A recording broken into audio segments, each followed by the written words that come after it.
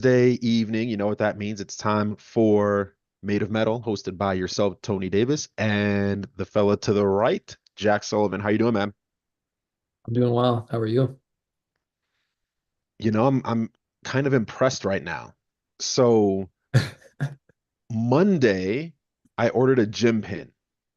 Yeah. And for those that don't know, a gym pin is basically a device that you can add into any of the weight machines that use weight plates. So you basically use the pin to select how much weight you're going to use. You get a gym pin when you're starting to max out those machines and you still want to add more weight to keep using those machines. And they come from Great Britain, or at least the one I ordered came from Great Britain, and it showed up in 3 days. It's here. It was delivered this morning at 10 a.m. That's cool. So that's for like the ones where you put like additional plates on it. Yeah. Okay, because I know they have the ones too where you can do, I want to say like drop sets with them, right? Where you put one in and if you hit it, it shoots out and then it takes it to like the actual pin meant for the machine so that you don't have to get up. Have you seen those? Oh, that's wild. No, I've not seen those. It's so you can't clap the plates at the bottom. Yeah. So the pin goes in, but it's got a spring-loaded thing on it so that if your stack hits it, pin drops, and then the pin that you have that belongs to the machine has the next weight on the pin. Oh, that's pretty cool. So if you are doing like drop sets or something, it's nice for that reason. But with what how your training is, I'm like that's you're not going to need that. You need what you got, the pin that you can load extra on. No drop sets for me. No thanks. That's cool. And then you just had a fair amount of travel, right? Yeah, I just had a bunch of travel. So I did we had a show Friday night here in Albuquerque at Comic-Con. So I did that. And then from there I went to Phoenix, wrestled there, and then from there I actually flew out and I went to New York City for a couple of days and hung out there for a little while. It was my first time there since 2008, which was a lot of fun. So I got to see they have the Harry Potter play, Harry Potter and the Cursed Child. So I got to check that out. Uh, Cool. really great play, actually. It's dude, plays. I feel like it's like even musicals. Sometimes when you see them in person, it's like something else. It's a completely different experience compared to like watching a movie that's a musical, watching a play, but in a movie form. It's just like it's not the same. And especially if you're in New York, like have to. Yeah, yeah, yeah, yeah. But it Sweet. was it was a lot of fun. And then they had this so they had this building at One Vanderbilt, which is I guess kind of downtown, right? And what they have is they have it's like 93 stories tall. And so what they have is you can buy a ticket and you basically go all the way up to the 91st floor and they have this glass mirrored reflective type display going on. And you can just go there and there's that and two other floors with a bunch of stuff so that you can look out at the city from like 92 stories up. And they have this one spot, which is cool, where they have a ledge that's built out. So it's built out maybe like 2 feet. So you can just go stand over glass and then look straight down at the ground, which was fantastic. And I was like, oh, that'd be a pretty meaty swanton bomb from up here all the way down there. That was my first stop. What do you call it if you can get a couple rotations in there? Well, then you just start adding the numbers. Then it's just like a 360, a 540, whatever, 1080, however many you get done, you just add that to the name. It'd literally be like a 2025 Swanton At least. falling with And then that would be the last thing I ever do. maybe. That's when you pull out your parachute.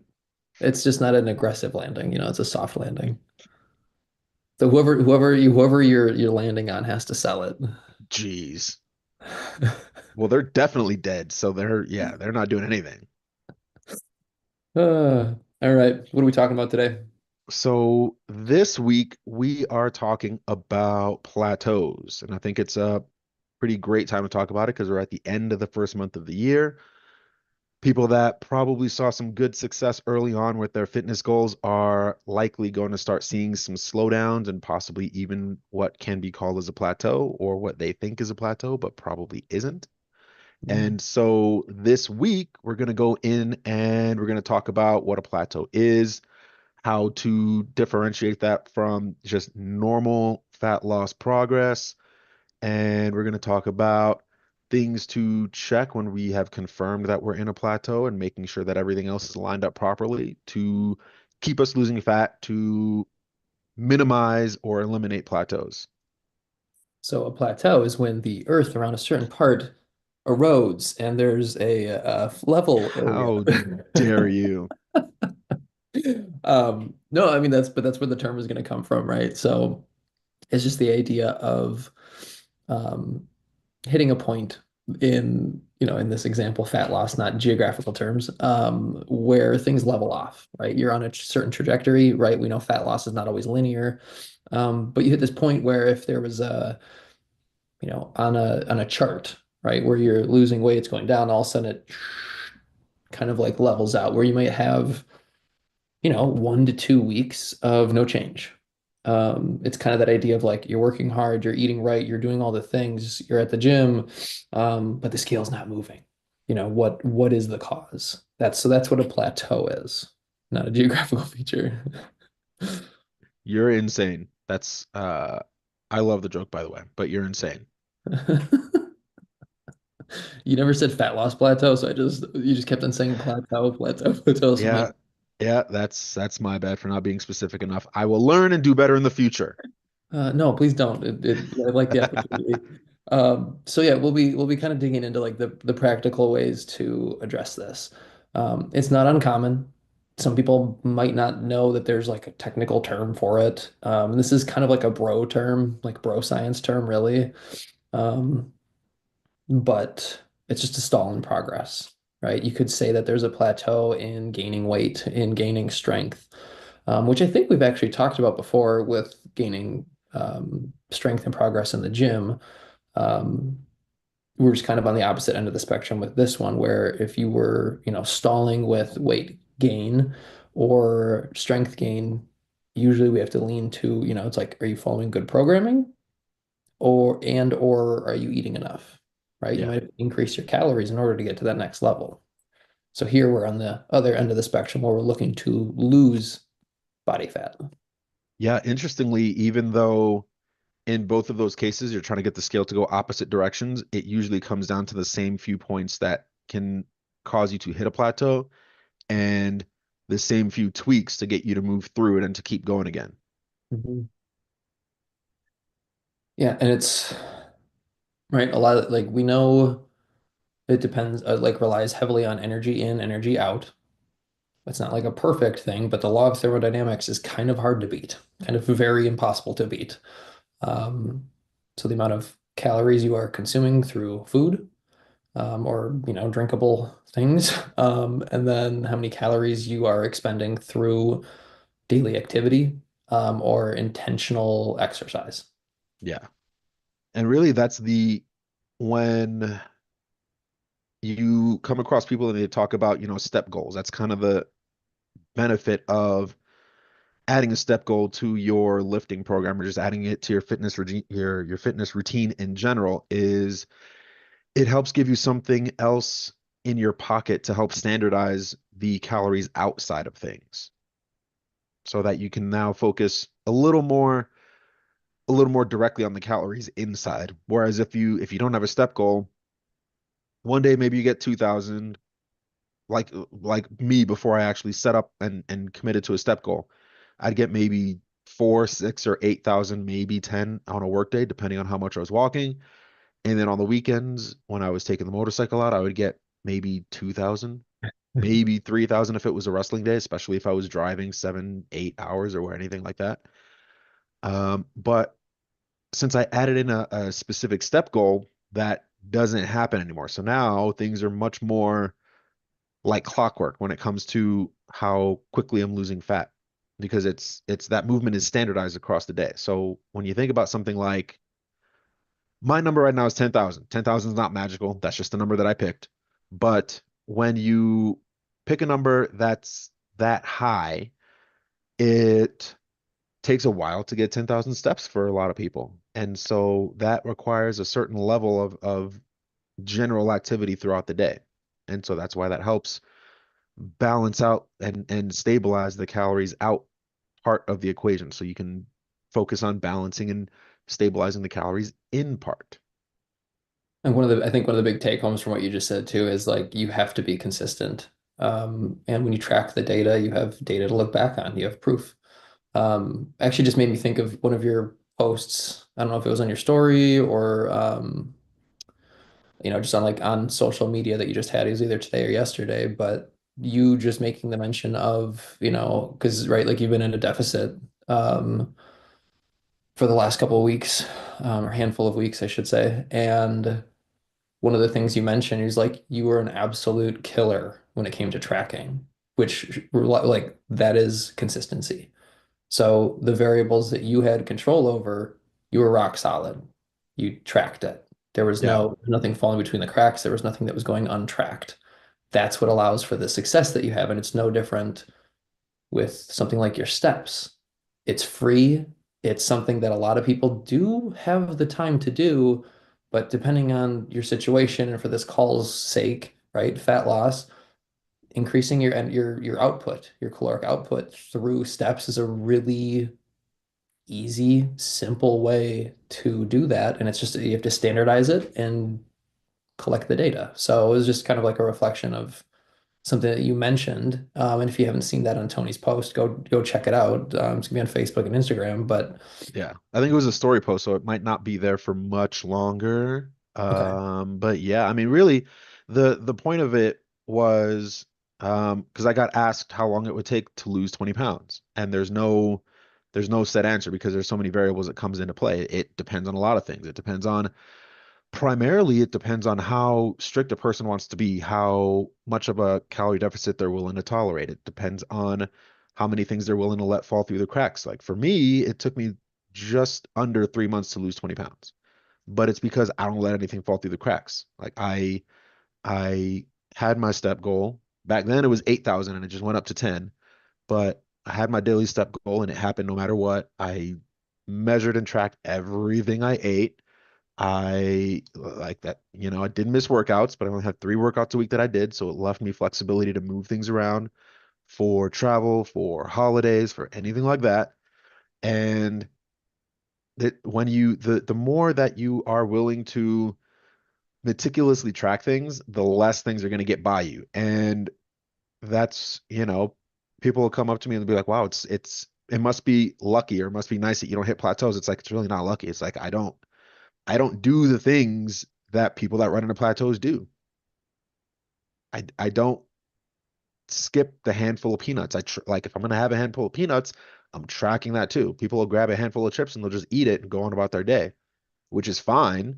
There's nothing wrong with the chips, just like there's nothing wrong with peanuts. But when you're stuck and you don't know why, that's part of why. How does the handful of peanuts, how does the handful of chips fit into your day calorically if it's you're exceeding your caloric goal for the day for your long-term goal, right? If it's fat loss in your case, then like you're out of your deficit. Yeah. And a lot of people don't want to go into big deficits too. That's the other part.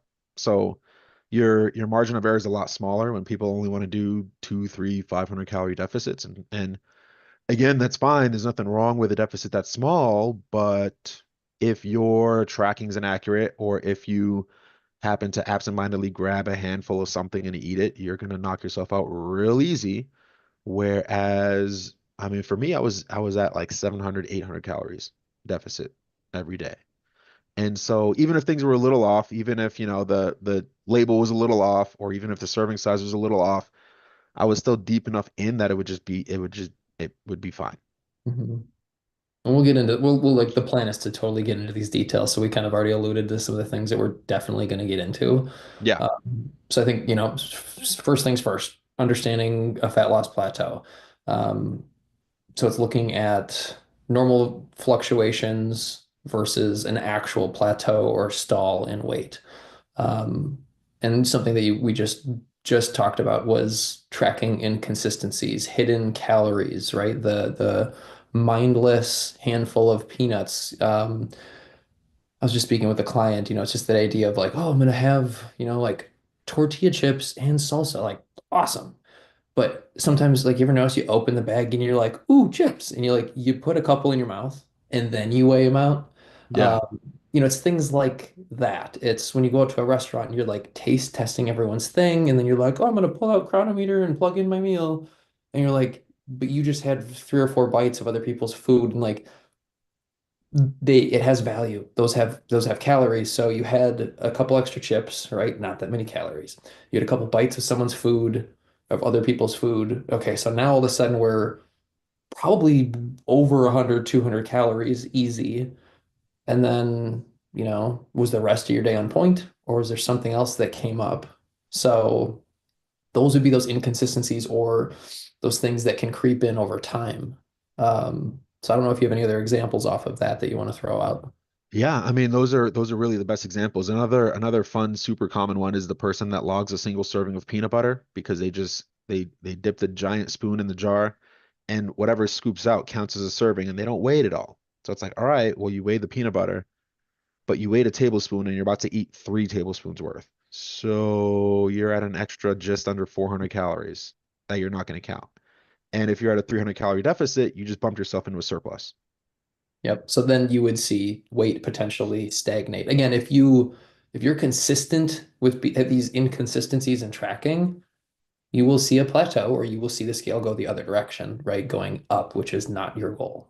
Yeah. Now, on that same point on seeing weight fluctuations, they're not the same as a plateau. So a plateau usually takes a couple of weeks to truly determine because you need to see averages, you need to see a stabilization in your average weight over like 2 or 3 weeks. And if you weigh in one day and it says 185, you weigh in the next day and it says 185 again, that's not a plateau. That can be a ton of other things that have nothing to do with hitting a plateau. It can be just your body holding on to extra water. It can be that you ate later in the day than usual. It could be that you are just stressed out, so you're holding extra water. It could be that you worked out really hard, and so your muscles are holding extra water and extra glycogen as a result. Those are those more acute day-to-day things that can cause weight to be stable or weight to even spike back up or back down the other direction really fast. So if you this is how I like to lay this out for people. I like to just come straight to the numbers. So what's very common for some people is they'll see the scale jump by like 4 or 5 pounds in a day, going from one day to the next, and they'll think it's all fat. And what you have to do and what helps is to consider what that would actually take, right? What would it actually take in order to gain 4 pounds of fat in a day?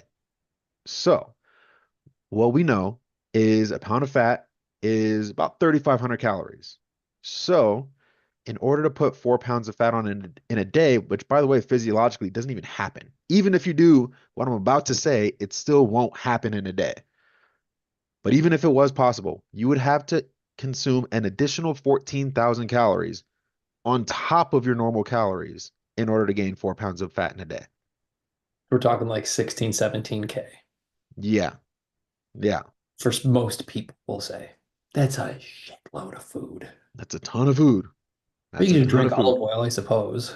Yeah, yeah, you could just drink olive oil and eat peanut butter by the spoonful. That sounds like intestinal distress to me. Um, yeah, it's an adaptation over time. It's not it's not a overnight thing, right? I like to use the term or the saying, there's no macro emergency, basically meaning, it's like one meal over is not going to ruin everything.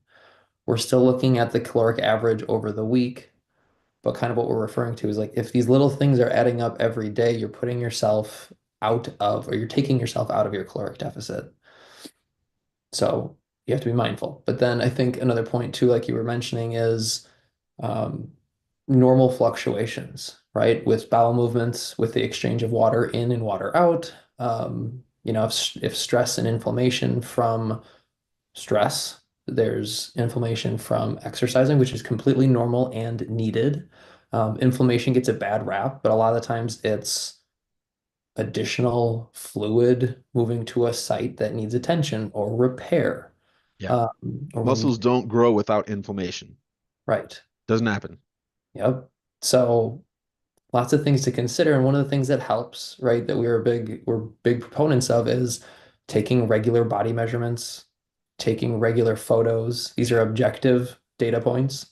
Um, and then weighing yourself regularly, especially when you're in a fat loss phase, is, daily, every other day is a really good way to go about it because we can collect more data points and we can look at the averages over time. And I actually just had a call today. I checked in with a client and he's his like his cut went amazing and he's super happy with where he's holding. But he now better understands his weight fluctuations. And I've talked about this client before where in his deficit, he went to a football game, like a college football game, and we planned in alcohol, we planned in like hot dogs or cheeseburger, like whatever, we planned it in. We saw his weight fluctuate almost like 6 pounds.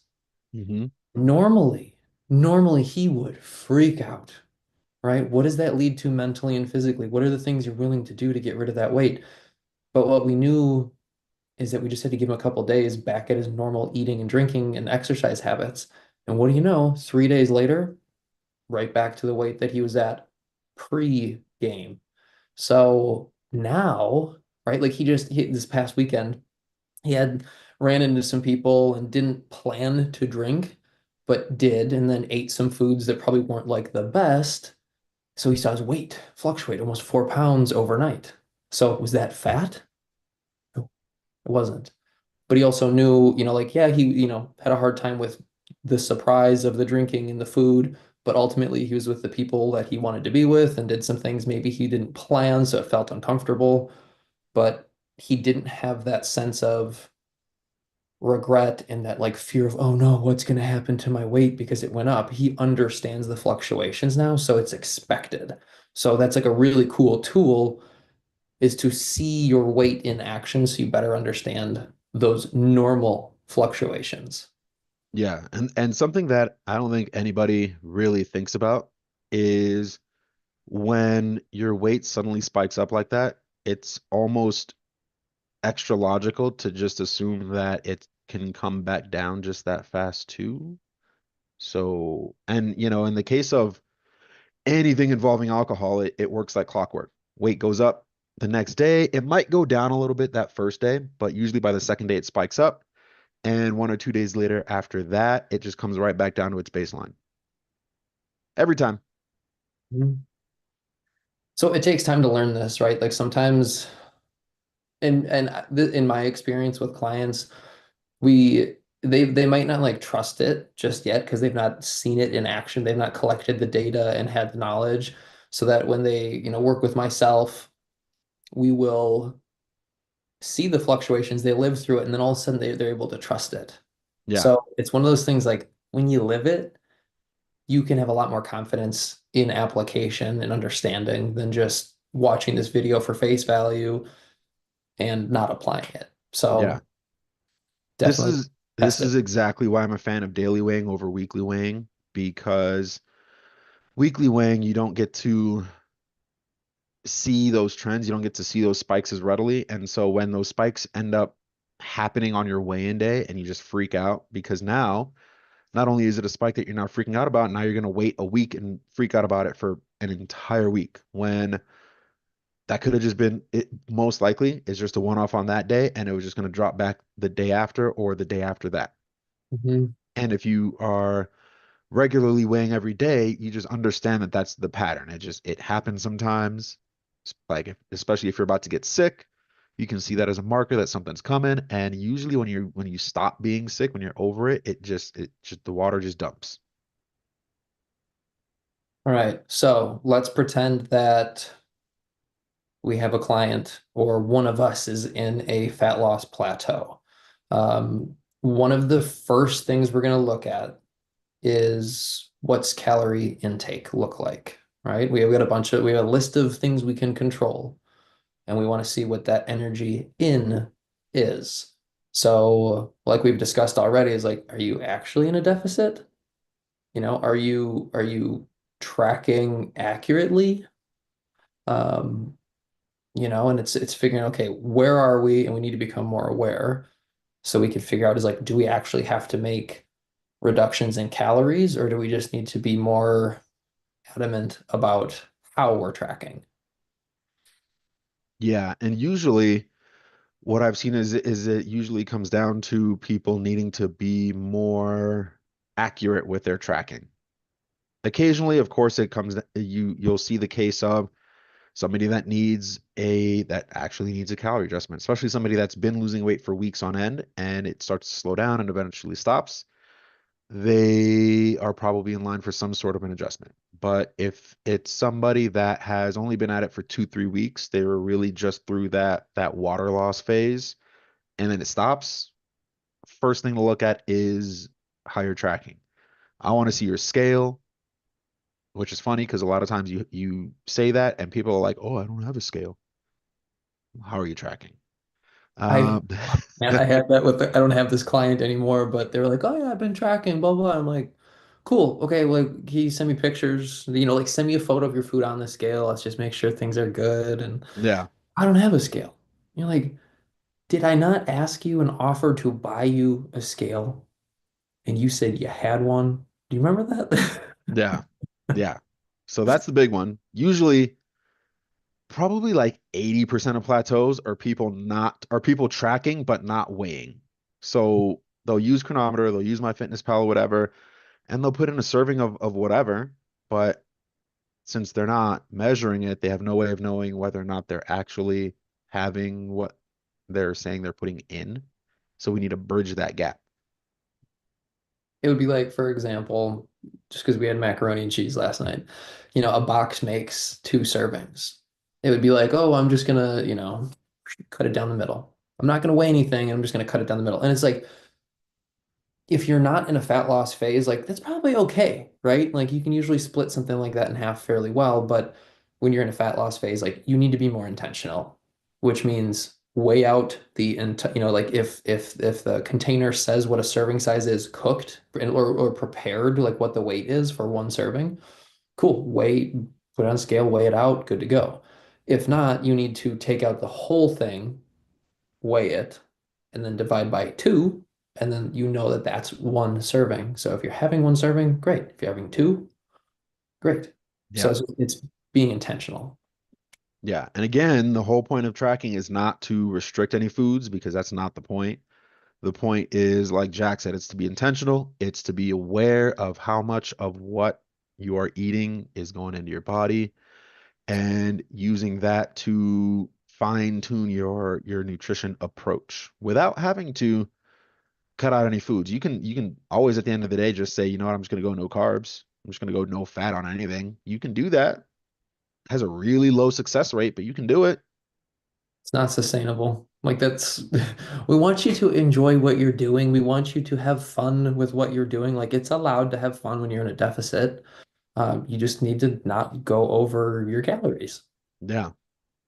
Yeah, that's really what it comes down to. So like you can cut away all the high calorie foods, or you can just track everything and be like me and have a double cheeseburger as a snack today because you just wanted to spend the 400 calories on that. But this is just funny. I like how people will call, it's like people calling certain foods breakfast foods or calling something a snack versus someone else calling it a meal. I always just think it's so funny. So, Well, I think a burger is a snack in most cases if it's just, on its own. it was a small burger and there were no fries, there's no drink with it. So it was basically just a burger by itself. Yeah, So it's not, like, it doesn't count. yeah, It's a snack. yeah, It's a really well balanced snack. Good work.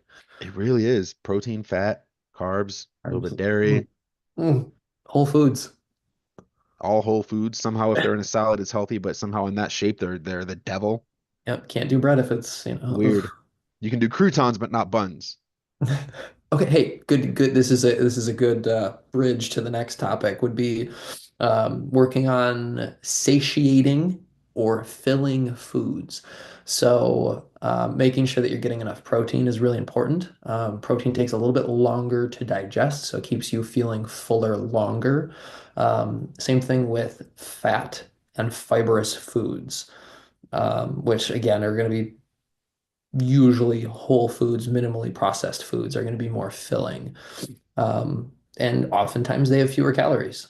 So you want to talk about an easy way if someone's just looking to make some basic changes is like focus on more whole foods than processed because processed tend to be less satiating and have more calories.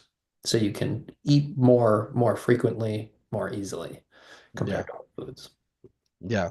Just take everything, and the simple, super simple hack is just take everything and add protein to it. Yes. Whatever you want to eat, add protein to it. You want gummy bears? Throw it in some Greek yogurt. I don't know. But It's yeah, fantastic. is it? Is it? Yes. Yeah, and this is something else I think I spoke to a client today. It was just like, there's nothing wrong with having just carbs on their own, but in order to not feel too snacky later, pair your carbs with a protein, pair your carbs with a fat, because it's going to be much more satiating over the next few hours rather than you just eating carbs. And then, 20 minutes later, 30 minutes later, you're just a fiend for the same thing again or something carby. Um, so it's just being smart and learning and putting it into practice, but it'll keep you fuller longer. And again, if fat loss is the goal, it's going to make it easier to control your hunger, which will be increased when you're in a fat loss phase. That's a normal Mhm. adaptation. But if It's you can part feel of the fuller for game. longer, yeah, par for the game.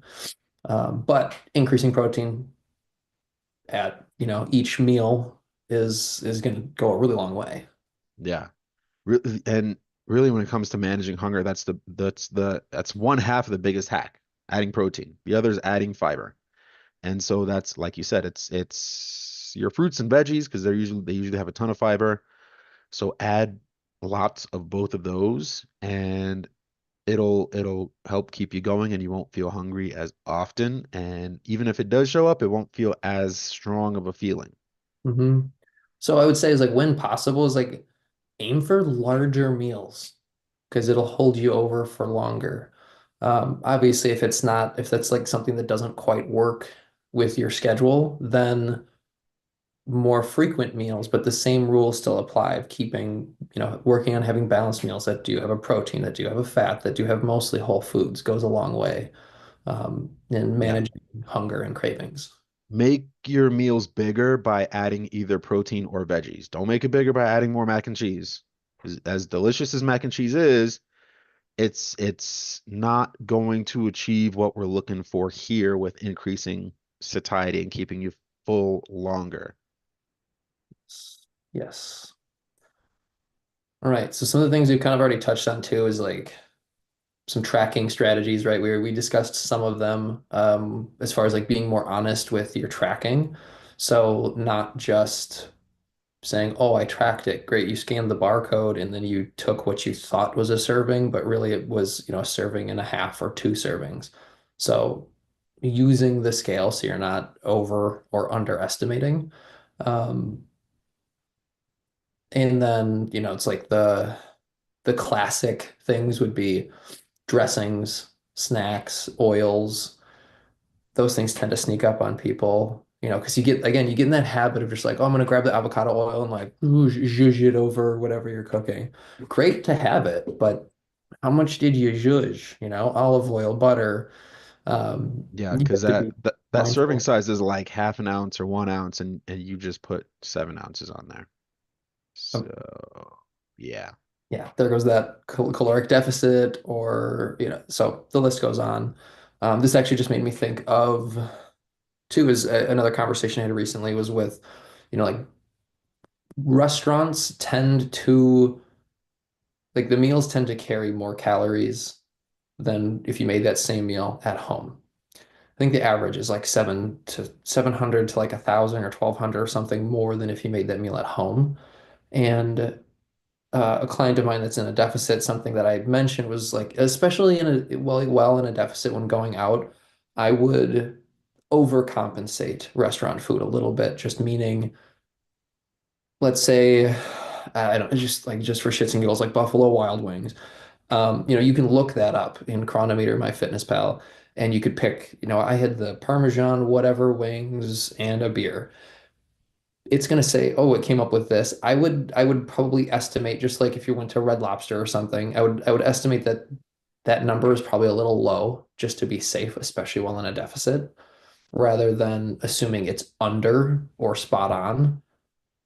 if you were in maintenance calories, I would say trust it, go with it, right? We have a margin of error that we're willing to work with, but I would side on the side of caution while in a deficit. Yeah. Really, the simple hack that I've handed off to people is to just track 1.2 servings. Mm, yeah, just that little bump in calories. Yep.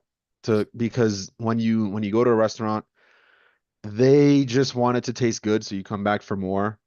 So even if the recipe calls for, a certain amount of butter, they're probably going to use more butter because in the middle of a dinner rush, they're not weighing it out. They're just, nope, this needs to get made right now. Throw that butter, throw that oil, is whatever. That's just the nature of the restaurant beast. Mm. Tasty food.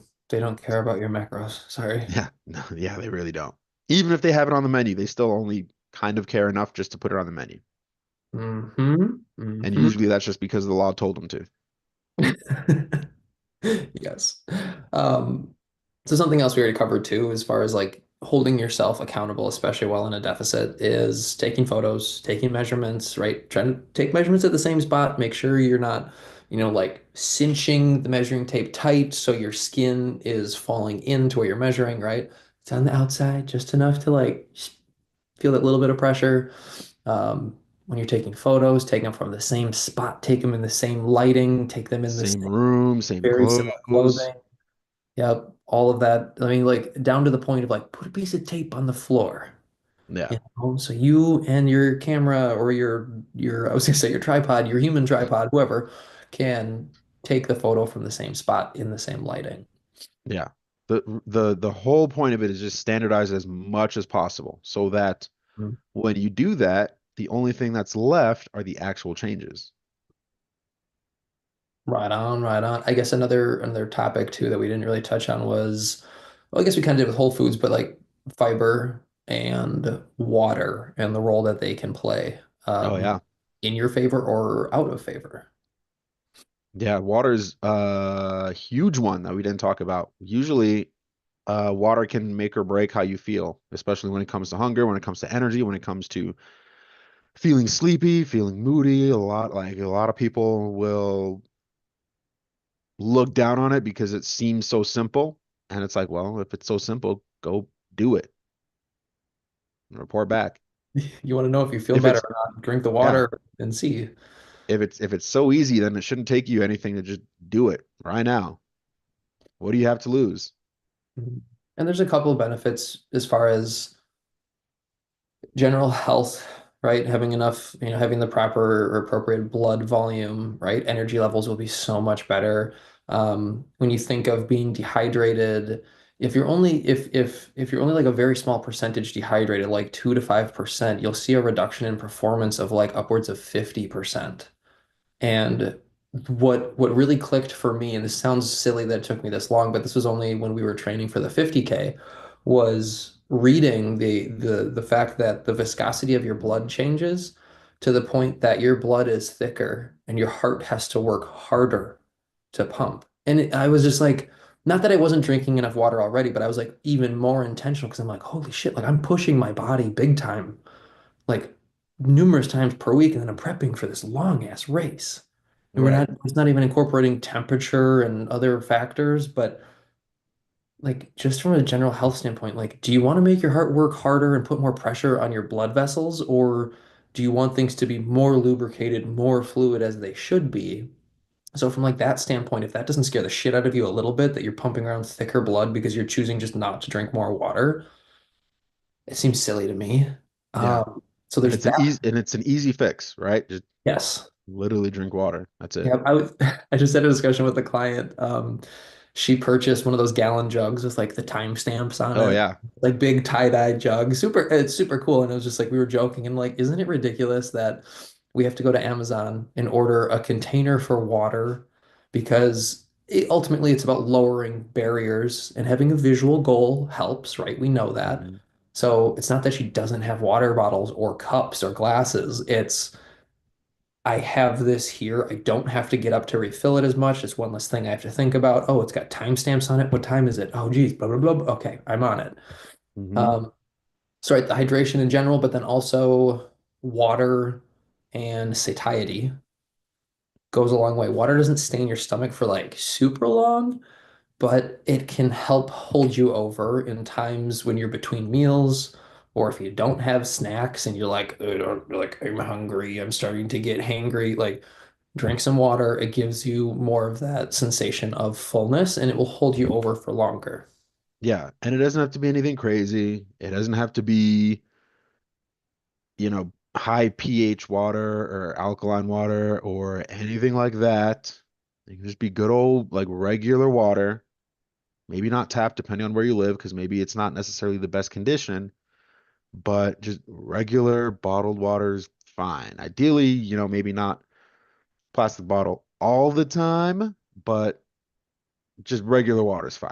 Doesn't have to be sparkling, doesn't have to be flavored, doesn't have to be alkaline.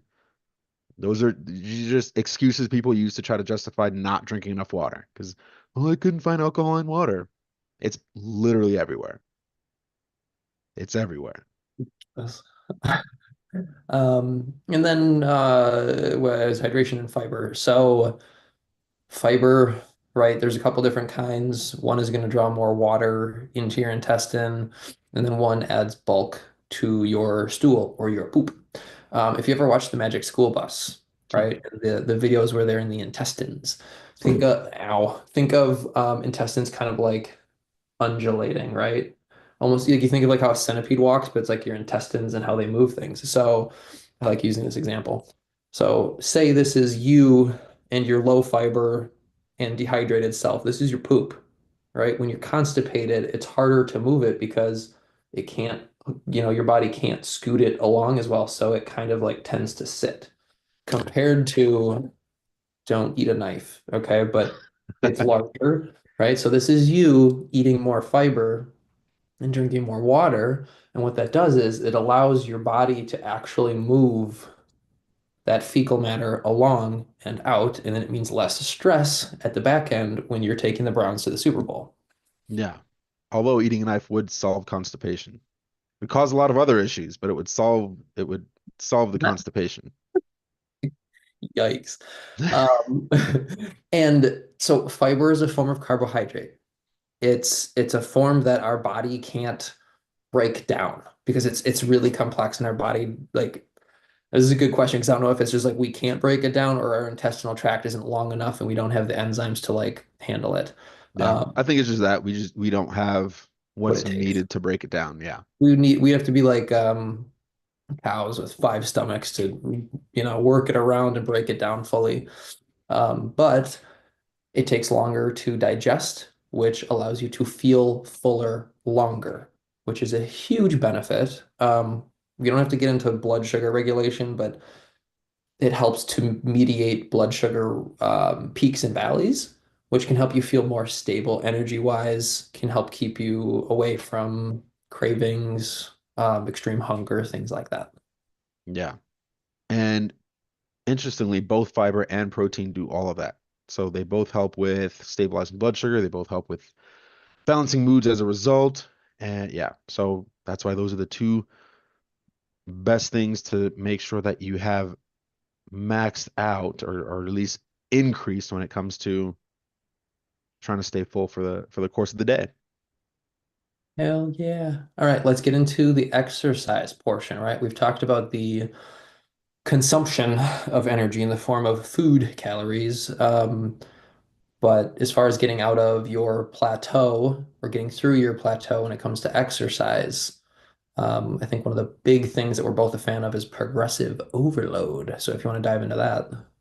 Yeah, so I'm a big fan of progressive overload overall when it comes to strength training, which is the short definition is being able to measure increases in performance from one workout to the next. So it's going to be increases in weight or increases in reps.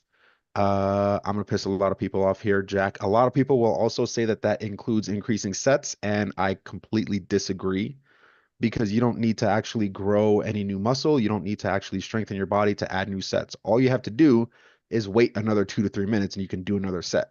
So you could have done that before. It just wasn't on the program. So increasing sets to me does not count as progressive overload. But if you went to the gym one day and you did a chest press and it was 150 pounds and you did 7 sets one week, and you came back the next week, you did 8 reps, that's progressive overload. Or if you did 150 for 7 reps and the next time you did 155 for 7 reps, that's also progressive overload.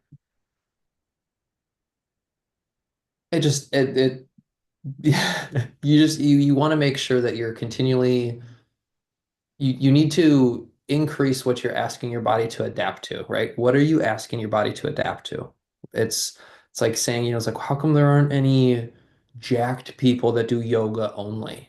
And I'm talking jacked respective to people that lift weights, right? Like you look at someone who does yoga a lot and like they could be shreddy spaghetti and look a certain way, but compared to the person that just lifts weights, they're going to look completely different because the person who just does yoga, you're going to adapt to your own body weight very quickly. Not that you're not super duper strong and flexible and mobile, blah, blah, blah. Love yoga. So I'm not knocking it. But you look at someone who's going to the gym, like Tony was just describing, they're able to increase their resistance, increase the intensity of what they're doing to the extent that it's out of their own body, right? So they're not relying on their body weight for resistance. They're relying on an external stimulus that they're able to manipulate. So over time, we know this, when you ask your body to adapt to, granted nutrition and recovery is in place, you're going to see increases in strength and muscle size. Yeah. And that's where nutrition and exercise start coming together because you can look at that and you can say and you can ask, are you seeing steady progressive overload? And by the way, it's not always going to be 5 pounds. It's not always going to be 10 pounds. A lot of times it's going to be less than both of those. A lot of times it's probably just going to be 1 or 2 pounds, or it's going to be maybe 1 rep, or maybe legit like an extra half rep. That last rep where you failed on, you might have just gotten it a little bit further. And that's okay too. Those are all counts, those are all forms of progressive overload that people overlook because they're not big enough to write home about. Mm. And they end up shortcutting the rest of their progress because they're chasing progress that's big enough to really show off and brag to people with. When realistically, if you just focused on keeping up with the small changes over time, it'll stack up and add to something big by the end of a month or by the end of a quarter year, something like that. So usually you can sit down and if you're tracking your workouts, you can see whether or not you've seen progressive overload over consecutive weeks or if you haven't seen it. And if you haven't seen it, there's really two things that I like to point to. One is, where's your protein? Are you tracking? What's going on there? The other thing is, what else are you doing in the gym? Are you doing too much? Because most people are. Are you warming up properly? Most people are not. What's going on in the rest of your life? Are you super stressed? Are you sick? Are you not sleeping well? Are you dehydrated that 2 to 3% that's gonna just take a hit on your performance? Are you like there's all these different factors, right? And so the lack of progressive overload can point to things to start checking. Can we just take a moment to acknowledge Tony's delt shadows? Yeah. Sorry, I just you kind of get like lost in it. Like I was listening to you, I promise. But um, anywho, That's from um, progressive overload that's right. And a caloric deficit. and a caloric deficit.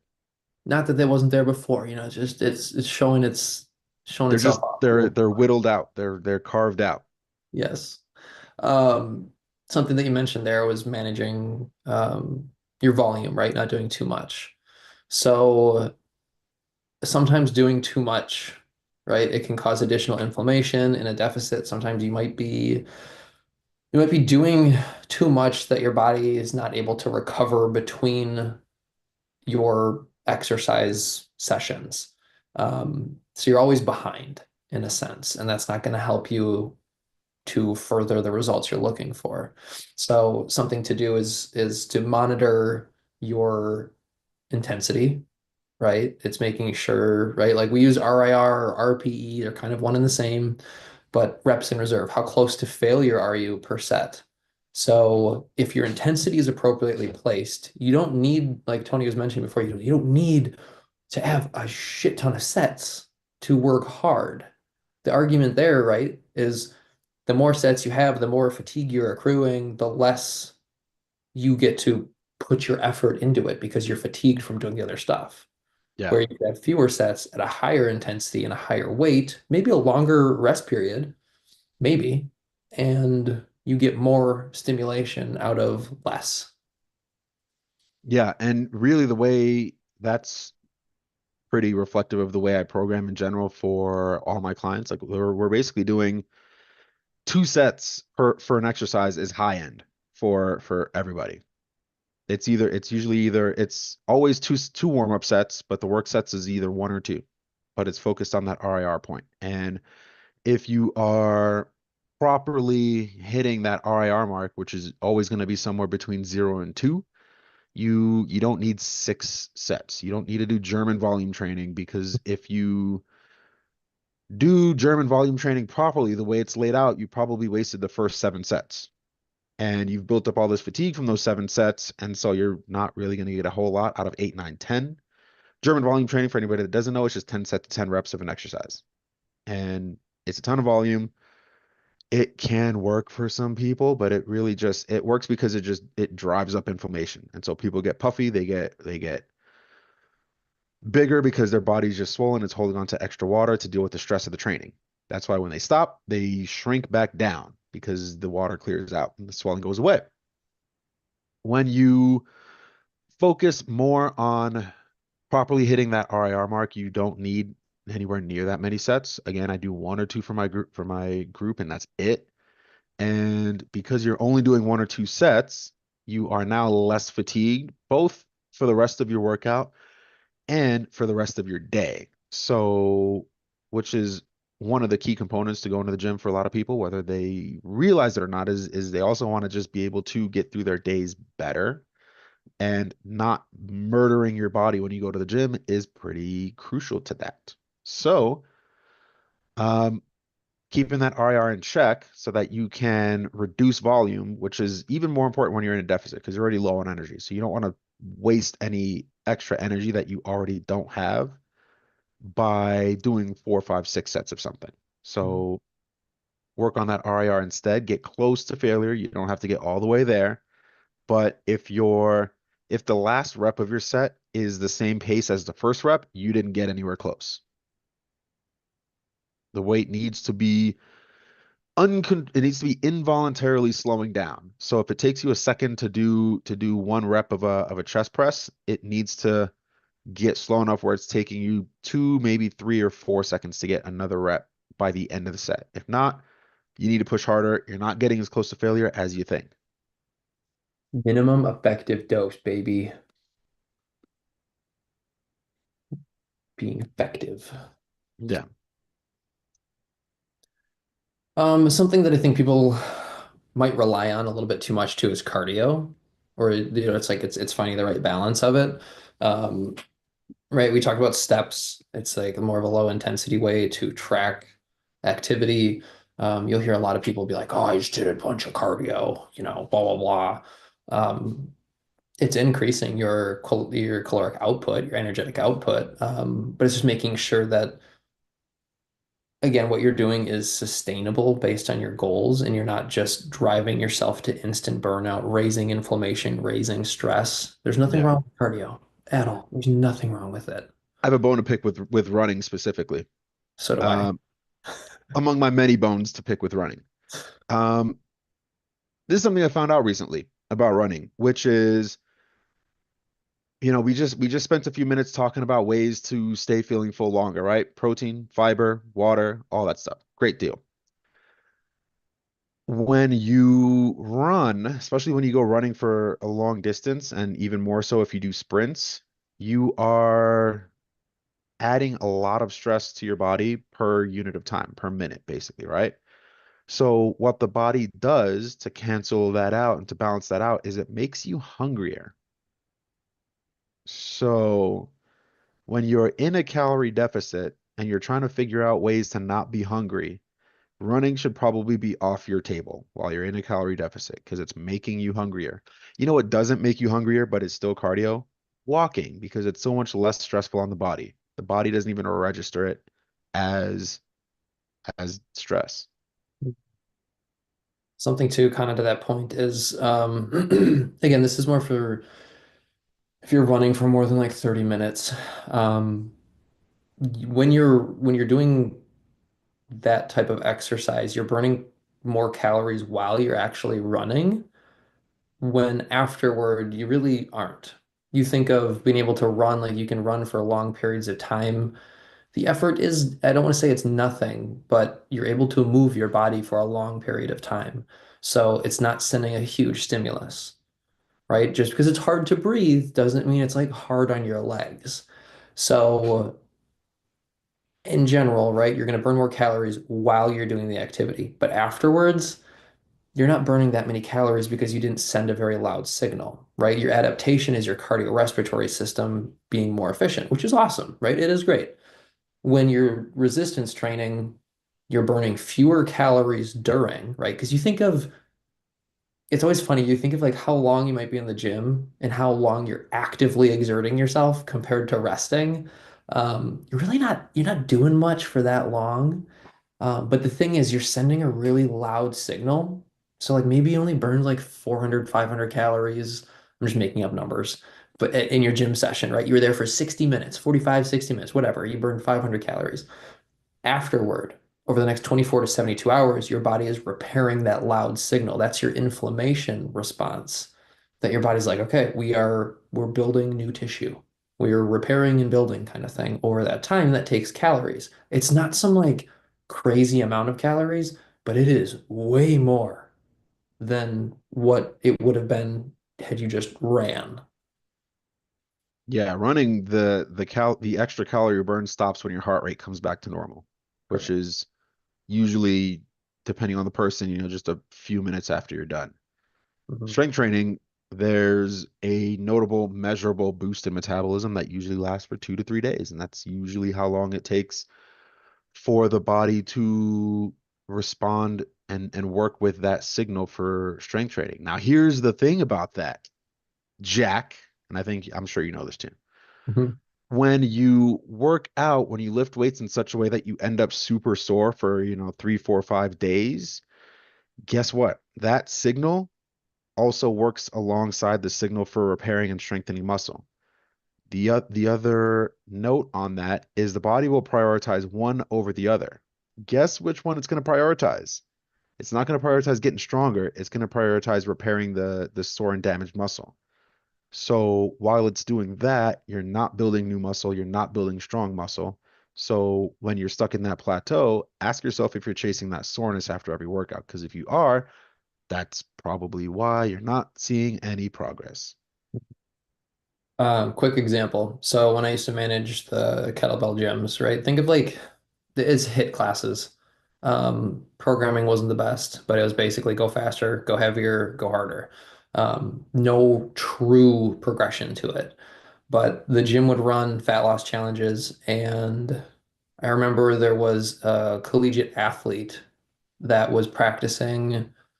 I think she had like 2 hour practices, 4 days per week, and then was coming to our gym for a class 5 days a week.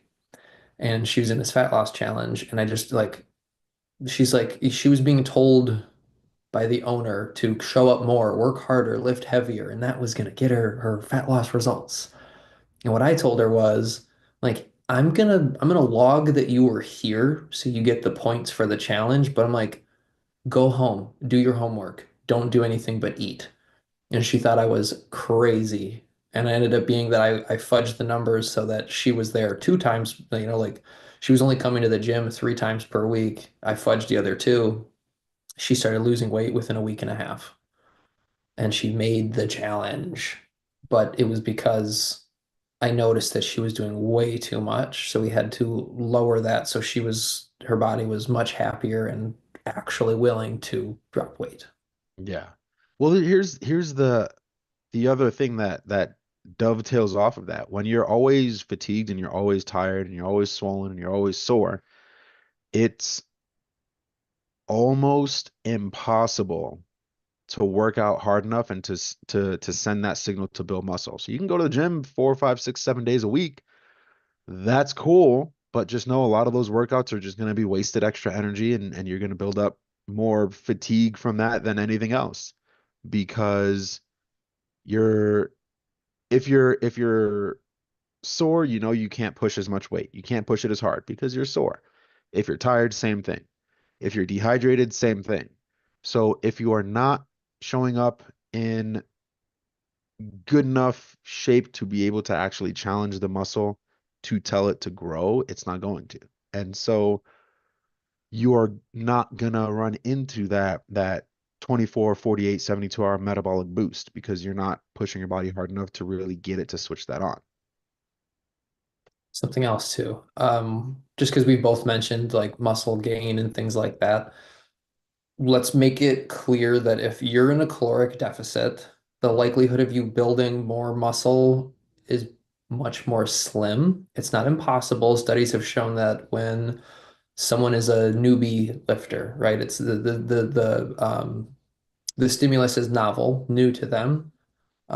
They can build muscle even when in a caloric deficit, but in most cases, you're probably looking at needing to be at maintenance calories or in a slight surplus. Basically, having enough material to build new material is how I want you to think of it simply.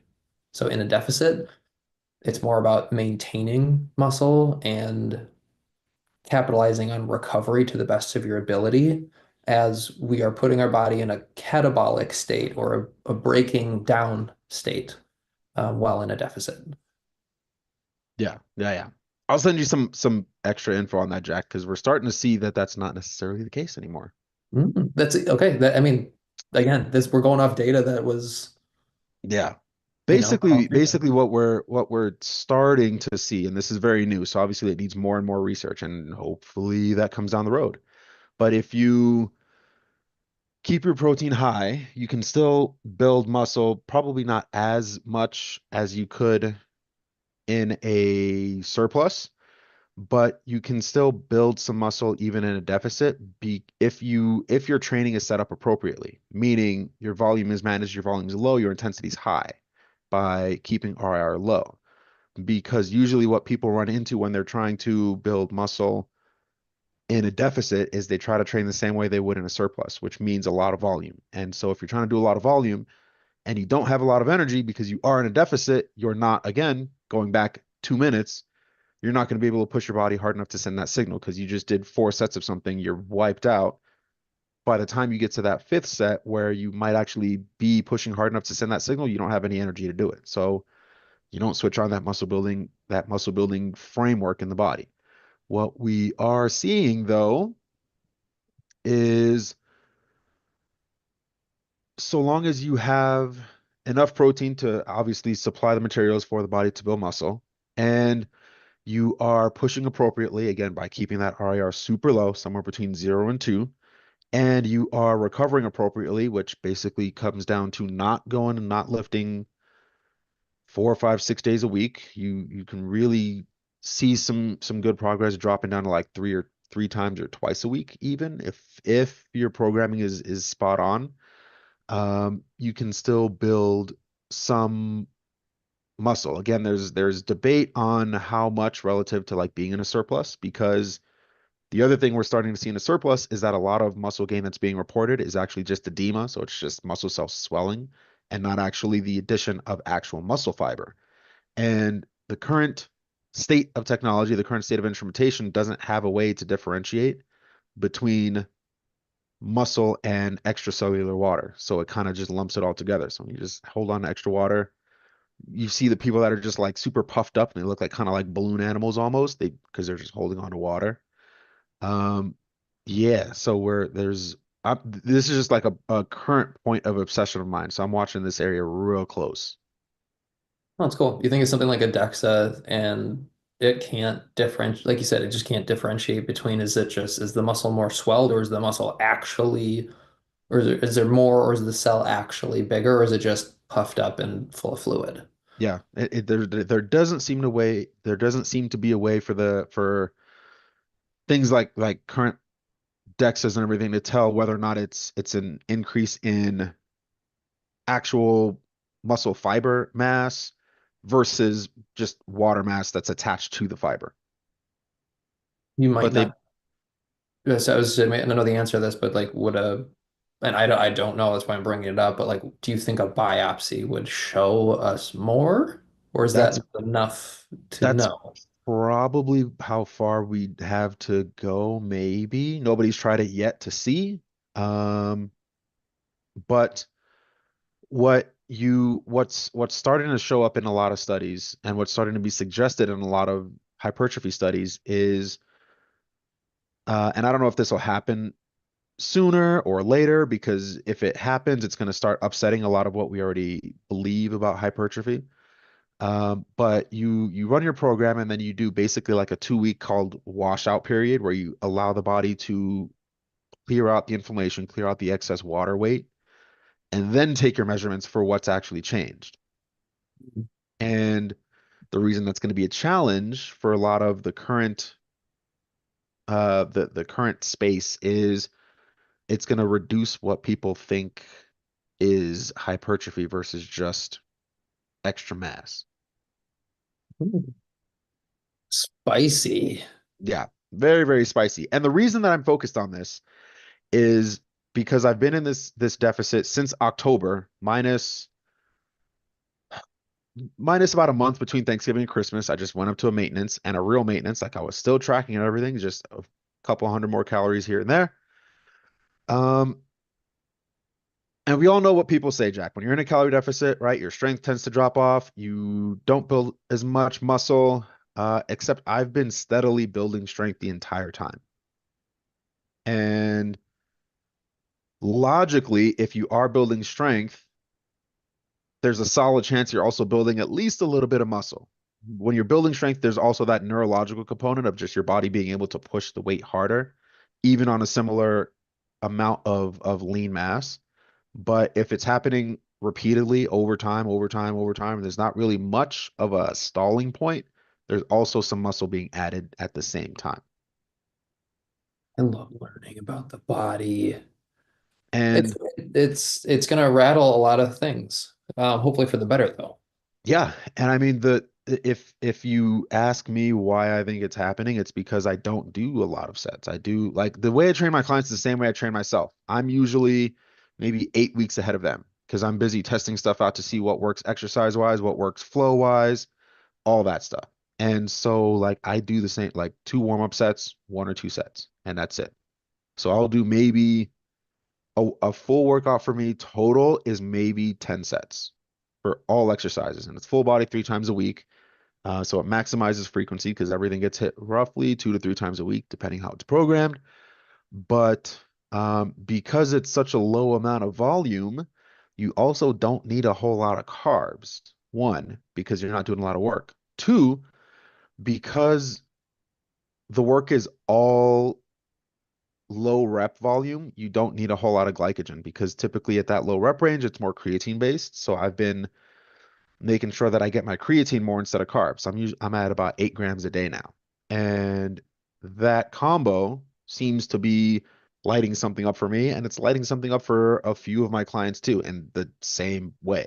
So it's not even just at this point an n equals one type of thing. It's like an n equals four, which isn't that much of a bigger number by any means, but it's like it's working for other people too. So it's not just me.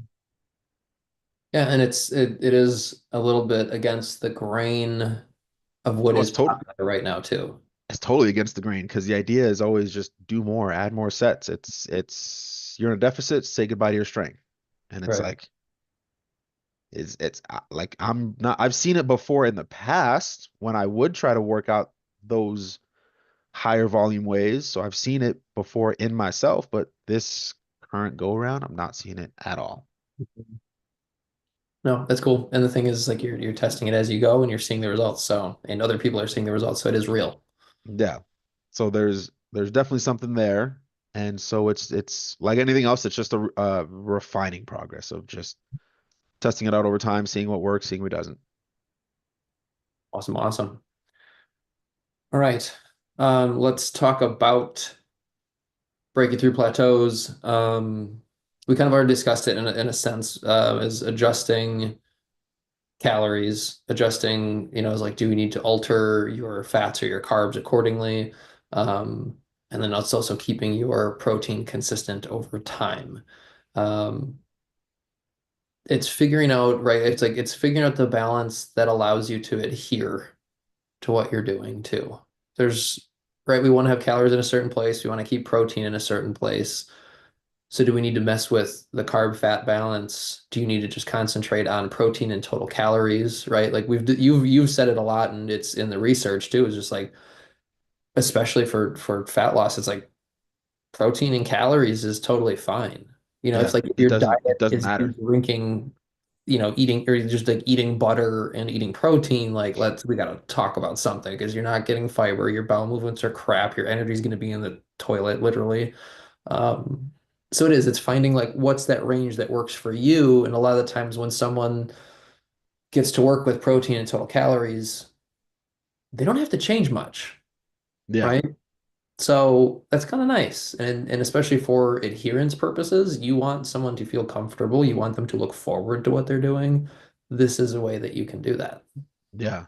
That's the cool thing about specifically being in a deficit is we know that if you control for protein and calories, the rest doesn't matter. So the carb fat ratio is entirely up to a person's preference. Some people like a little more fat, some people like a little more carbs. The good news is if they are strict about their tracking and they're hitting their calories and protein, they'll see the same amount of weight loss no matter what side of that coin they land on. Mm. Goes back to our law of thermodynamics, right? Energy in, energy out. Yeah. So, I mean, the other thing that maybe comes into play with that is how you would strategically plan your meals based off of where you're going calorie and protein wise, and how often do you feel hungry versus how many meals can you realistically eat or over the course of a day? Like, can you do like what does it look like for you based off your schedule? Is it two meals? Is it three meals? Is it four? Can you do five? Can you like whatever's easy for you? We even within that framework, we still know if protein and calories are still controlled, that doesn't matter either. So number of meals doesn't they tested anywhere from 2 to 8 meals per day. And as long as protein and calories are in check, that matters the exact same amount as the carb fat ratio, which is really not a whole lot. Cool. Cool. It's cool. Another thing when you're looking at meals too is just keeping them simple, finding things that are repeatable, Yeah. I'm a reliable. I'm a big fan of the simple meals. I was having a conversation today with somebody about some meal plans that he was trying to make work for him. He's a fellow wrestler. And he was telling me that it was taking him 5 hours on a Sunday to prep. I was like, you, what? What It was he? takes me it takes me like 40 minutes. And even then I'm like, better not take 42 one week because I might just throw the whole thing out in the trash. But Uh, like I keep it simple. And most of that I'm not even doing anything. It's half of that is just the chicken sitting in the oven or the ground beef just sitting in a pan cooking. Like, I was gonna say it's the grill time for me that yeah, is taking the exactly. I'm like, longest. I'm not interested in spending 2, 3 hours. Are you kidding me? No wonder people can't stick to plans like that. Like, Well, and if you want to increase in adherence, keep it you, simple, you need to right? So look at decrease difficulty. look at ingredient-based meals, Yeah, right? Find your carb. Is it rice? Is it noodles? Is it quinoa? Is it bread? Is it a bagel? Is it an English muffin? Is it fruit? Find your vegetable. Okay, lots of options. Pick your meat. And again, like we've talked about this before, but it's like I will that's grill it. like 5 pounds of chicken, probably 2 times per week, and then we'll make a couple pots of rice over the week, right? That is a mindless, like set a 10-minute timer. Okay, That's it. have It's vegetables it's prepped. having a recipe is awesome, but there's a time and a place. And if you're being time conscious and you want to make sure that you're tracking accurately, simplify it rather than Yeah. trying to dick around with 12 different ingredients and a 45-minute prep time and a 45-minute cook time. And then going, oh, I've got, again, I got 10 different ingredients. Did I make sure that I made my recipe appropriately? Like, again, you can do it, but especially in a Yeah. deficit, keep it simple, stupid, please. If you really enjoy cooking, by all means go for it. But if you're struggling to just to get it done every week, Mhm. don't mess with like the recipes don't have to be complicated. You don't need 16 different spices in it. Just like really get some rice, get some potatoes, and by the way, instant potatoes are fine because they're literally just dehydrated potatoes. So when you heat up the water to put into it, you're basically just reversing the process that they did in order to package them. So it's fine. Frozen produce is great too. Frozen produce is arguably better than fresh because they freeze it when it's at its peak, and because it's frozen, it stays there until it thaws out. So, frozen fruit, frozen veggies, canned fruit, canned veggies, all fine. Find one or two types of meat that you like and just batch cook it for the week.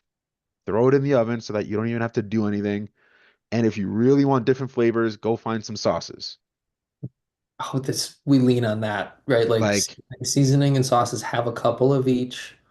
Yeah, I've got in the fridge. I got three different Panda Express sauces. I got teriyaki, sweet chili, and orange. So like, I just like if I and two of them I barely use because I'm all about the orange sauce, and I can literally have that every day.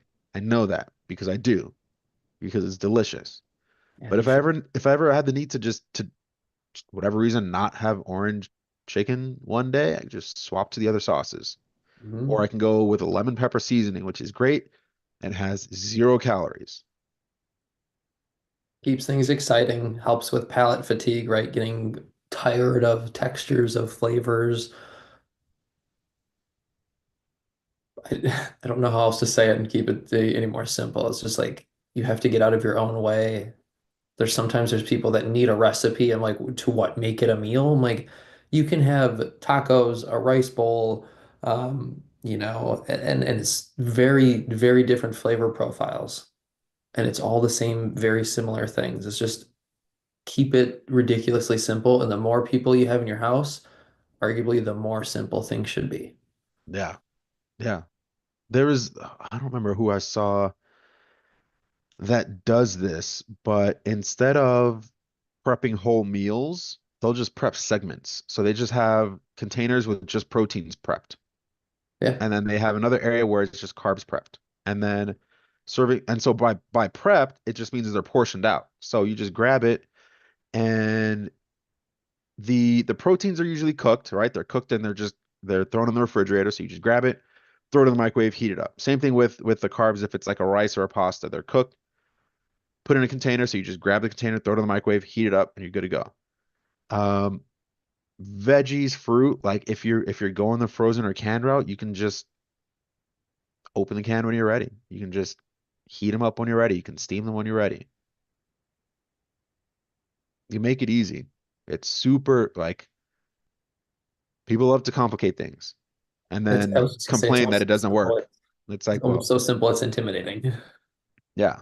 And I see that all the time I see that a lot with my training. Like I'll show it to people and they're like, you're not doing enough. And I'm like, and it's usually somebody that has something that's been hurting them for like years. And I'm like, but nothing hurts.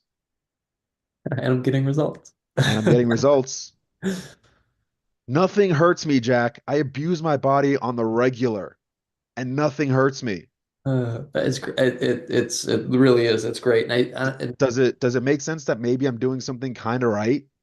I think the proof is in Tony, not the pudding. It's in Tony.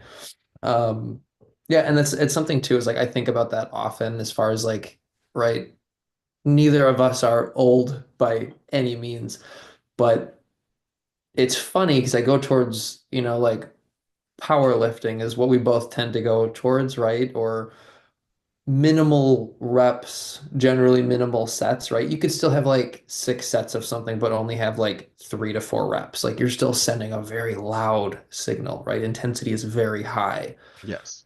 The compared to, caveat to that is that those sets just typically aren't to failure. They're usually quite far-ish, but because the weight's heavy enough, you're still sending that signal for muscle building. Mhm. Yeah, right. Like there's like little caveats in there, but just on that end of the spectrum of like lower volume and Hmm. higher intensity, again, like I would say the same for me. It's like fewer injuries. Like I had more injuries while I was training for the fucking 50K because of stupid overuse bullshit. Like running how many miles per week? Like it was just like no wonder people are beat up when they do those things all the time. Like I have to seasonalize it because otherwise I don't feel good and I'm not enjoying life. And that's Yeah. not fun. So I do the things that allow me to feel good, be strong, feel, perform, look the way I want to and are long-term sustainable, right? So, yeah. But Yeah. again, these small changes that create more momentum for you to be successful and in this case, bust through your plateau. Yeah. So, and I think yeah, I mean, it really comes down to keeping everything simple. Keep your exercise simple. Keep your nutrition simple. The simpler you make everything, the easier it is to stick to everything. And the less likely you are to look at it and go, well, I don't know if I want to do all that today, or I don't know if I want to prep all that this week because that's going to take a long time. And I get that. That's why I don't do that.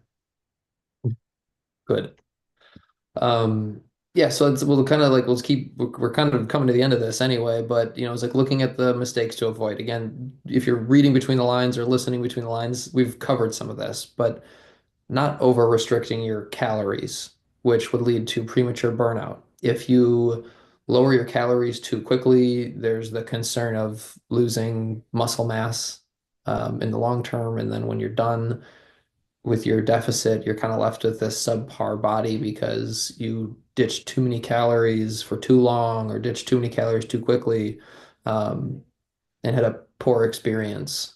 Um, that makes the term skinny fat comes to mind, Yeah. right? Where you deprived yourself so much that you had a lot of muscle loss and maybe some fat loss, but you're just left with a body that doesn't have much form to it. Um, and you're just kind of soft and under-muscled. It's Yeah. not fun. Yeah. I mean, essentially, if you generally feel like crap all the time, that's a huge sign that you're probably too deep in the deficit and you need to back out a little bit. Yep. And if you have a coach, a good one, they're going to see this and they're going to help you navigate it. Is it a diet break? Is it changing some other things? Or maybe you got into something you shouldn't have gotten into because you didn't have the knowledge or the proper setup to be where you are. And Yeah. it's a tough pill to swallow in a lot of cases, but with the guidance of someone that knows what they're doing, um, they can help you turn things around big time and educate you in the process. Yeah. And that's one of the biggest benefits of having a coach is you can have somebody in your corner that's going to look at what's going on and go, "Hey, we need to change this for this reason. So let's do exactly that." Bad coach is probably going to be the one that's like, "You just got to push harder. You just got to push harder and harder and harder and harder," which maybe there's an element of that for some people, possibly, but there's other things to look at before you just make that call. Yeah, something to look for out for is like rash decisions, right? Nothing in nutrition goes very quickly, right? Like things happen over the course of weeks and months, yes. But if you're at a point where you're plateaued, tripling, doubling down on your steps, taking away even more calories, not the answer, right? We want to evaluate the whole you, your habits, all the data we have, and then make sure that emotions are in check before we do anything for both parties. Um, and then, like you said, look at the whole picture and then make your decision from there. Yeah. Do not add more. Do not add more running. Do not add more sets in the gym. Do not add more exercises. Do not add more workouts. That's Usually all of those choices come out of that emotional place that Jack just said you shouldn't be in because you want the scale to move in a particular direction where we usually talk about fat loss. So you're trying to get the scale to go down. It's not going down. You're frustrated. So you think you just need to do more to get it to kickstart again. More is not frequently the answer. Yeah. So like we talked about, right? Like bumping up cardio to stupid amounts, adding more sets, adding more reps, adding more volume in general. Not necessarily the route in most cases. Um, and right, like we just kind of discussed is like being more in favor of drastic change than long-term success. Again, when someone's left to their own power to make these decisions, they tend to do irrational, illogical things. So this is why those diets don't work. This is why people rebound. This is why a lot of the shit doesn't have success is because someone was left to their own ideas, what they thought was best. So it turns to an emotional choice of rushing it, doing the extreme, doing the unsustainable, and then afterwards being really, really unhappy physically and mentally. Um, and it just turns into a cycle. So that's something, I mean, again, Tony mentioned is like we're at that period, like that second week of February is when a lot of people give up. Yeah. So the setup is super, super important. Yeah. There is a podcast I was listening to yesterday on the plane back from New York. And it was an Alex Hormozy podcast. So it was an episode of the game. And he broke out this five-step system for he framed it under niche hopping. So hopping from like one business to another, to another, to another. But it applies the exact same way when it comes to dieting and when it comes to exercising. So I'm gonna briefly break into the 5 points because I took some notes because I thought it was gold. But he breaks it into five levels. The first level is uninformed optimism, which is where you are just now starting out, so you're super excited about the possibility. So to change our framework, it's the possibility of weight loss, right? It's the possibility of losing fat, getting the body that you want, getting stronger, feeling better. It's the possibility of all that, right? The second stage is informed pessimism. This is when you've been through it for a few weeks and you realize it's not as easy as you thought. It's not as good as you thought it was going to be. The results aren't coming as fast as you thought. There are things that you have to question and things you have to sacrifice that you didn't know that you would have to, and they're starting to weigh on you. The third stage is usually where everybody gets caught, and this is where plateaus happen. This is where you hop from one diet to the next. This is when you hop from one workout to the next. And this may even be when you just decide to call it, throw up the white flag, and just quit. This is what he calls the valley of despair. This is basically when you've gone through enough of the difficulty and you can't seem to figure out a path and it's you can't figure out a way to get through the problems that you're stuck with. So you just feel just like that. You feel stuck and you have nowhere to go because if you're like a lot of people that have tried before, this is just another chapter in your weight loss book and it's another failed one. So you feel disheartened, you feel disempowered, you feel frustrated, you feel angry because nothing's working. And if you stop here, you'll never get progress. Even if you stop here and just go start on a new thing, you'll just start back at step one. When you push through and you understand what to look for, what to evaluate, you can move to the fourth step in his framework, which is informed optimism, meaning you've gone through some of the hard times, you've gone through the easy part, the honeymoon phase, you've gone through some of the difficult times, you've gotten stuck, but what's important about getting stuck is you figured out a way through. And so that's why now you're optimistic again because you figured out how to get through, which means the next time you get stuck, that same formula that you used to get unstuck is probably going to work again. And that leads you down to the fifth step of his framework, which is simply put, achievement. And that's basically when you actually get to the goal, when you get to where you want, and you've essentially just got there. You've realized the potential of your opportunity, of your goal. You've successfully gotten to where you wanted to go goal wise. I love it. I think Yeah. it helps people take their experiences and compartmentalize it into steps, and then from there you can usually pick it apart with different actions, different levels of accountability, education. It makes it all really feasible to see where you are in those stages. Yeah. So that was the highlight of my podcast listening on that flight. It was fantastic.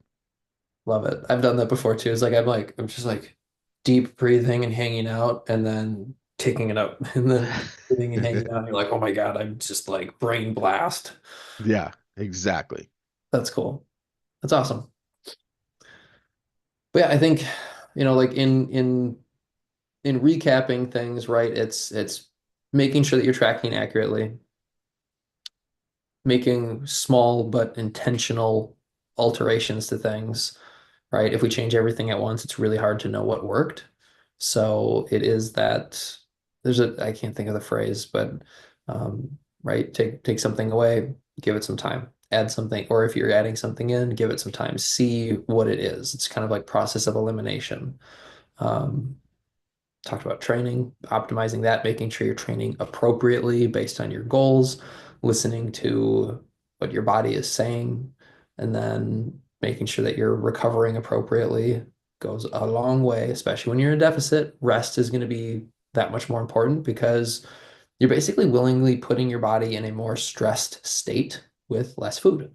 So you want to be on top of that.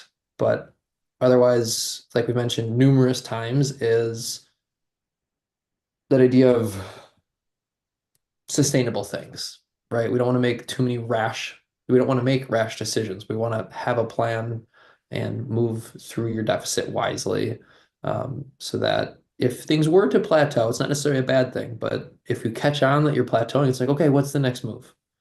And then we can move on past that plateau and continue getting results. Yeah.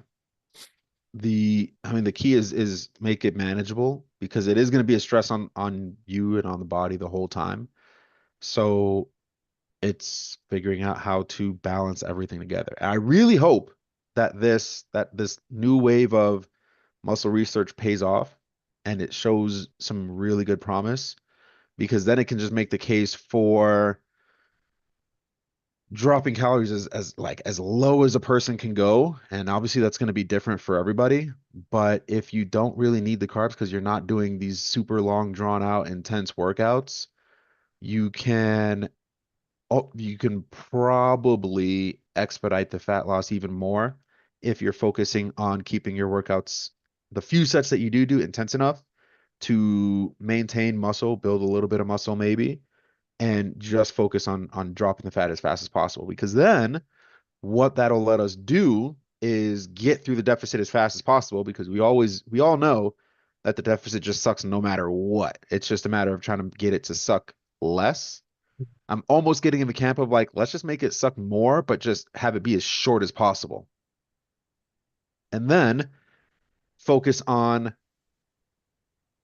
working on building that new maintenance and making good habits there. Because that's always the missing part after like all the crash diets, right? Because all the crash diets have that same starting point of like just lose the weight as fast as possible. But then they don't talk about what to do after you've done it. And so that's how people end up putting the weight back on. Yeah, mentally and physically not in the right place. And right, like we're huge proponents of educating along the way so you understand the what, the why, and the application so that when you're done with your deficit, you can maintain what you've accomplished. Yes, because that is the holy grail for the whole thing. It's not just losing the weight because as a population, we don't really have a problem losing weight. We have a problem keeping the weight off. Mhm. Yeah, so I think one of the biggest things is like if this is something that you're dealing with, look at some of the strategies that we discussed. Look to apply one thing at a time. If you are doing this on your own, you are always welcome to reach out to us. We definitely won't be able to dive like super duper deep because all of a sudden you become a client. And there's a price to that, which, right, that's part of the game of this if you want to do it properly. And we're not going to guarantee that we're going to have the answer that you want to hear. Um, because the answer could be, hey, you did great. Keep doing what you're doing. Don't stop. Make this small tweak. But in some cases, it's like, hey, we need to rebuild this foundation. This is a this is a shoddy build, and we gotta bulldoze this thing and rebuild. So, but still, like we're both, you can message Tony and I, we're more than willing to ask some questions, give some information, offer help. But just know if it's a job, it's a job, and we've got to, it's got to be worth our while. Yeah. Yeah. Speaking of Jack, if anybody wants to get a hold of you to ask you any of these questions about dealing with a plateau or figuring out nutrition or figuring out exercise or anything like that, how can they get a hold of you? Well, if it's geography, you should probably talk to a geography professor, if it's a plateau. But if it's a nutritional plateau or an exercise plateau, you can find me on Facebook, Jack Sullivan. Otherwise, Instagram is going to be modern underscore underscore strength. We can talk about all the things. I should just throw you off Mr. this call right now. What's that? I should just throw you off this call right now. You can't do that because Yes, I can. This is my oh, Zoom. hey Tony, where can people find you if they want to learn about geography or if they want to learn about plateaus and nutrition? So, if you want to learn about fat loss plateaus and nutrition and exercise, you can hit me up on Facebook at Tony Davis. You can head to Instagram and hit me up at Tony Davis Coaching. And if you want to see how I abuse my body on the regular, you can go to the Duke City Championship Wrestling Instagram and YouTube pages and watch me attack other people's bodies with my entire body. It's worth it. You should go. And so, if you're watching live, I know once again, the Gabes did not let us down, Jack. The Gabes were watching. So they were in tow. They were along for the ride. Uh, How many more episodes do they have to watch before we give them something? I don't know. We'll have to figure that out. We'll talk about it. Yeah, we'll talk about it. But yeah, if you also watch live and you didn't comment, we appreciate you watching live. If you are watching in the future, if you're watching a replay either on Facebook or on YouTube, we appreciate you there as well. We're doing these episodes every Thursday, so as we wrap up today, we'll see you next week. We've got a new topic coming. Keep an eye out on our Instagrams because that's where we start talking about what that next topic is going to be. And we will see you then. Toodles.